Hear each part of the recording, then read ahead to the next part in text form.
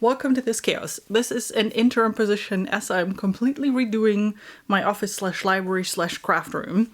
So this is a mess. I have no idea what's happening right now. I've been waiting for a bookshelf so I can get rid of this mess, but the bookshelf is not there. Hopefully tomorrow.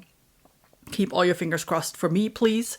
And then I can put all of these books that you're seeing here back into the shelves. This is just fantasy. Yes, there's one stack of romance and one stack of nonfiction, but the rest is just fantasy. And I need to sort it. I think I will sort it by trade versus indie. And then I want to pull out romantasy just so I have them a bit more visible. And then the rest is whatever fits into the shelves, because I'm still not sure I will actually get all of this into the shelves, but that's a whole different problem.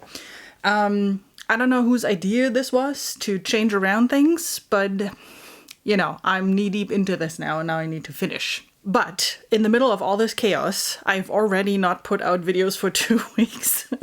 Apologies for that, but life just has been crazy. Like, this mess didn't inspire me really to do any videos. I actually took a day off today just so I can make this video. It's a whole thing. So I hope you're excited for my October wrap-up, especially since it is the wrap-up of the Long Walk Readathon as well. If you want to know who won, I will put somewhere the video of the live where all of us captains came together and basically talked about the Readathon and announced the winner. It was a lot of fun this year. We did a lot of things differently in a good way. It was a bit more complex than prior readathons, but I think it actually added a lot of fun to it. And I hope you all had fun. Thanks to everybody who joined Team Roadwork. You did an amazing job reading all of these books and doing your laps on the game board and just having fun as part of our big group. So I'm excited to do it again next year, hopefully. If you haven't already, tell Stacy from the Chapter Conundrum a huge thank you, because without her, none of this would happen. She is really the brain and the organizer and the good soul behind everything. Yeah, without her, none of this would happen. So please tell her thank you and let her know that her hard work is very much appreciated. All right, with all that preamble, let's get into my October stats. So in a readathon month, I usually read more than in any other month because obviously I want to get all the points for the team, right? Didn't work out quite as well. But I still got 10 books in total, 2 of which were DNFs. So I read 8 books and then I, partially read 2 with a total of 3,182 pages. To be fair, this is more than my average this year. I mean, my average till this year was about 3,000, but this year has been, I don't know, weird. And I've barely got over 2,000 in most of the months. So being over 3,000, good thing. I read 3 sci-fi, 1 horror book, and then 4 like cozy romance. And then the 2 DNFs was 1 fantasy and 1 romantasy. And then I read a lot of audio this month, which I usually do during readathons. There's usually more audio going on, so I get more books in. 4.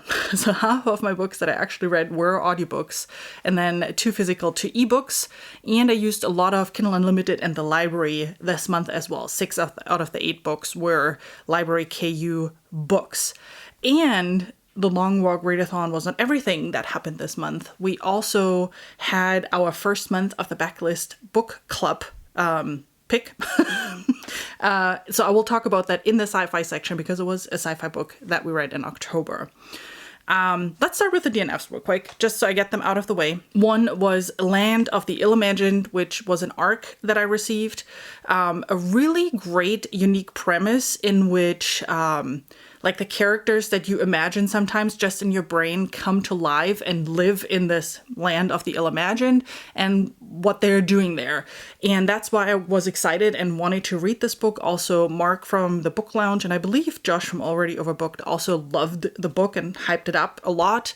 Unfortunately, the writing was not quite for me. So I gave it like 20% plus minus a little bit. And I just didn't get into it. I just didn't get into the writing style. So it's a little bit different to what I typically read. Doesn't mean it's bad or anything, right? It just didn't work for me. So if the premise sounds interesting to you, you definitely should go check it out. It's out already. And the other one was Assistant to the Villain, which is a book that I had been sitting on my shelves for quite some time. And I actually thought it would be something very different than what it ended up being. When I purchased it, I thought it's like a quirky, fun fantasy in the vein of Fred the Vampire Accountant kind of stuff. But then afterwards I learned it's actually a romantasy, and it's very much about that romance plot. But I, had the audio available in the library really quickly, and it was one of those, let me just listen to it for the readathon. And my God, is the audiobook horrible. That narrator, I don't know why she narrated hundreds of books and is an award-winning audiobook narrator. I did not vibe with her. Like, the way she narrated things, horrible. And the thing is, if you look at the reviews on Audible and whatever, app you're using to listen, and on Goodreads, they are all saying this. So I was like, how is this a thing? This is a pretty popular book, but the narrator is just horrible.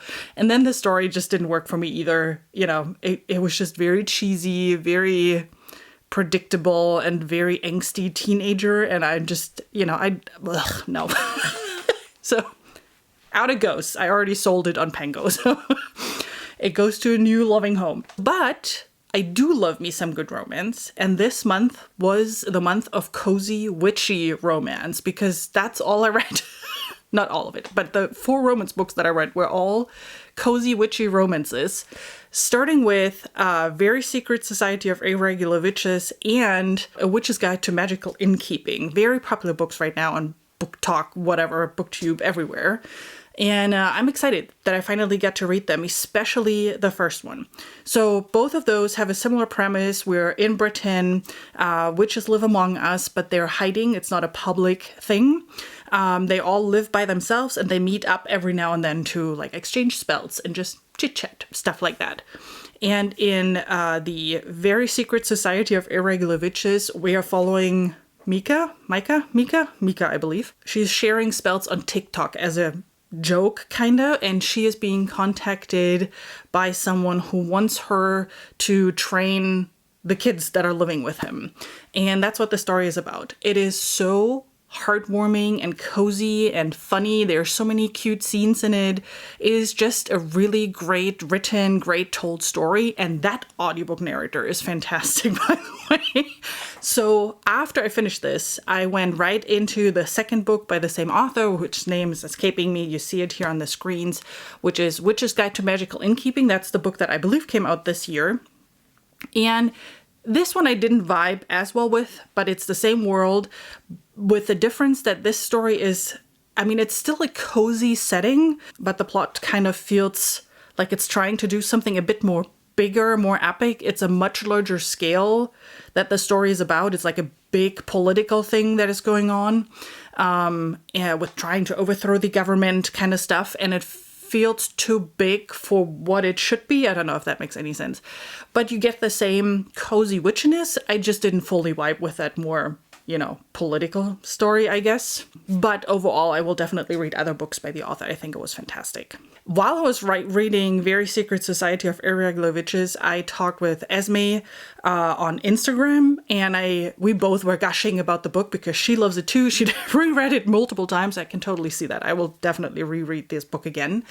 And I was then like, okay, so what other books are out there with a similar vibe like this? And she recommended Breeze Spells and Bridegrooms. Again, authors are here. I'm totally blanking on the names. I could have written it down, but I didn't. This is an indie published one. It's a series of currently 4 books. We're again in Britain, but this is in a more historical setting. We have humans and fae living together, both having magical abilities. It's very public. Everybody knows that.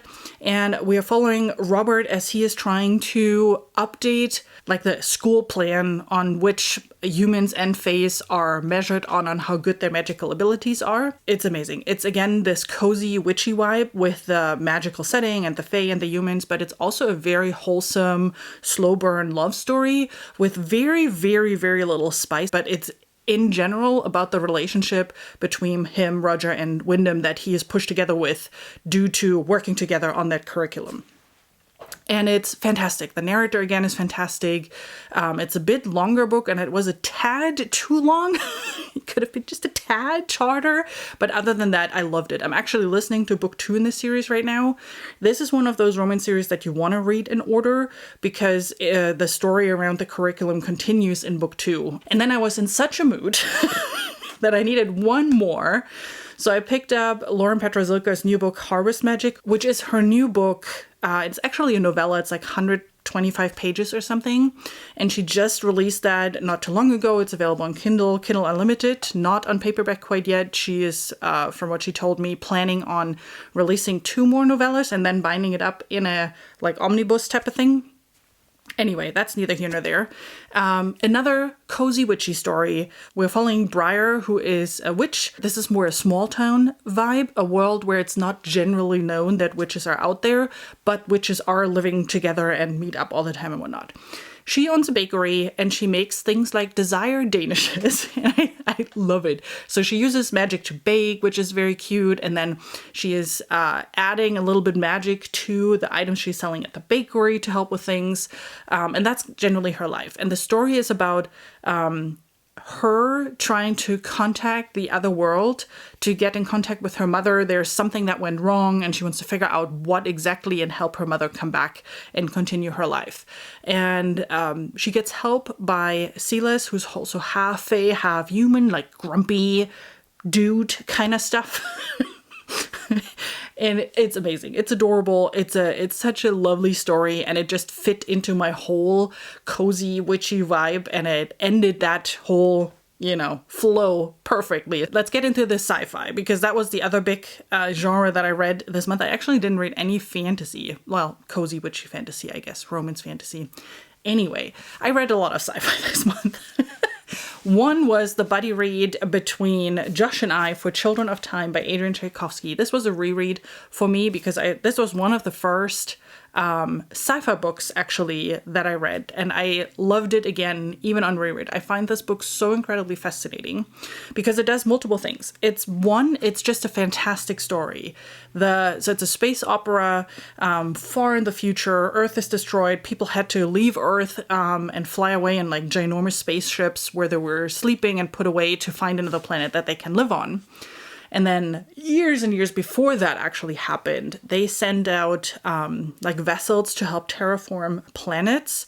And one of them was with whatever, monkey genes or whatever, to help terraform one planet in kind of speed thing to have humans live on it. But it ends up not being monkeys on that planet, but spiders and ants and whatnot. And they become sentient and create like a whole race and culture and everything. A lot of really cool elements when it comes to how a society develops, how, language develops, how humans just in general behave. And how they behave when they meet other species and whatnot. It's very cool. If you want to dive deeper into this book and hear a bit more, Josh and I did a live show. It was super chaotic. We actually didn't talk about the book much. We talked about 300 other things in the 2 hours and about 30 minutes about the book. But go check it out. We are both gushing like crazy about the book and, share some elements that we really liked. It was a lot of fun. The second one that I read was also buddy read. That was the Backlist Book Club.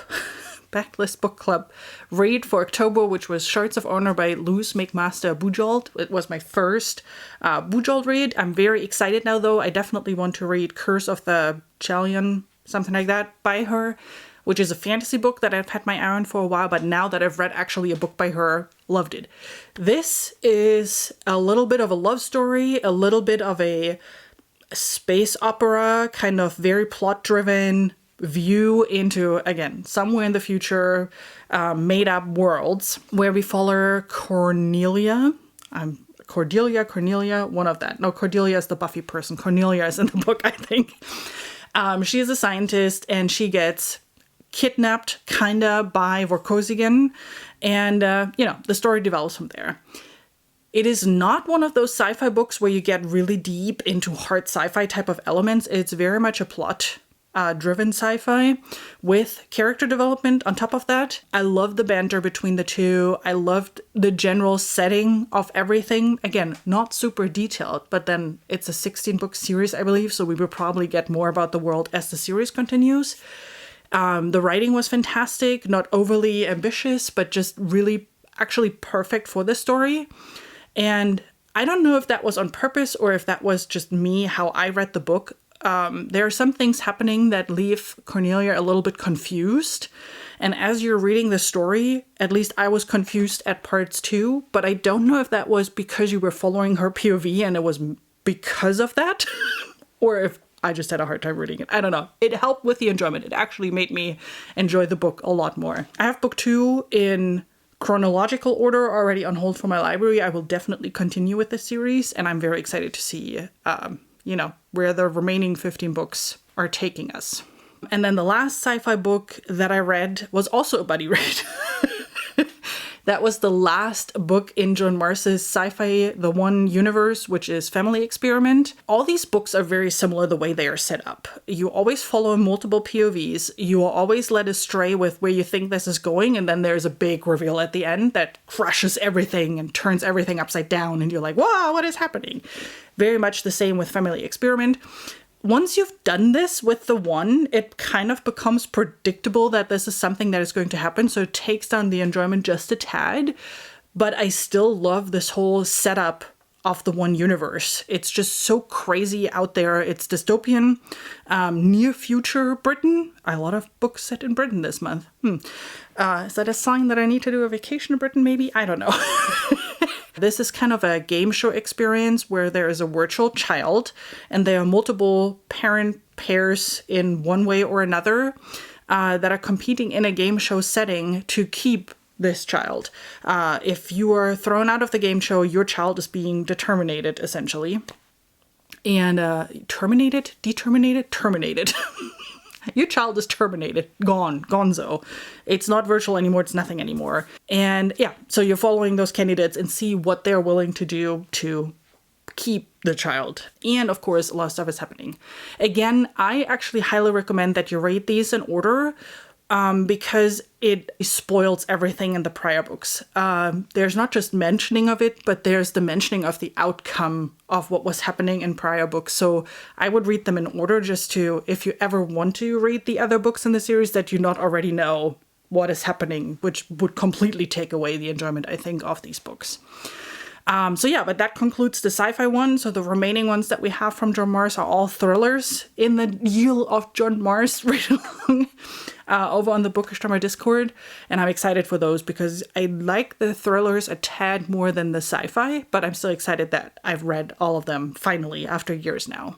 The last book that I read in the month of October, which was also a buddy read, was Pet Sematary by Stephen King. And I read that together with Danielle from Book Cara and Chaz from Bookish Chaz. And I have to say, this was totally not what I was expecting. If you have not read Pet Sematary, if you're like me and you're like, oh God, no, this is probably one of the most horrifying books ever, and I'm a scaredy cat and this is not going to work for me, I highly recommend you read it because it's actually not a horror, jump scare, creepy type of book. It is more in the category of psychological horror that I love by Stephen King. I love his psychological horror books where you're in someone's head and you're following them as they're slowly going insane. And that's what this is. It is a heavy topic. Grief. It's about grief in a very personal, upsetting manner, and he goes into a lot of detail of that. So you are following the main character as he's going through that process and what is happening. There are some other elements in it, but they are not like spooky jump scary kind of thing. It's a bit vibey, but not really. Listen, I'm a total scaredy cat. I don't watch horror movies. I stay away from jump scare horror type books. And I love this book. So I might have to redo my top 3 Stephen King books for this because this was so fantastic. And I think the buddy read together with Danielle and Chaz really helped because they were done way before I was done, but I was able to read their comments as I was going through. And, we talked while I was still reading. And it was just such a great experience because of that. Fantastic book. I will not I will not watch the movie. It's not going to happen.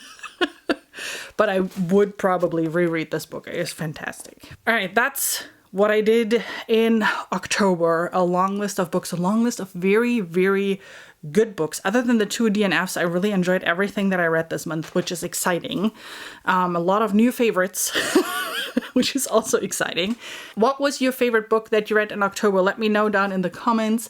And then I hope I'll see you again with my next video sooner than the last time. Till then, have an amazing rest of your day. And yeah, I'll see you soon here on this channel. Bye.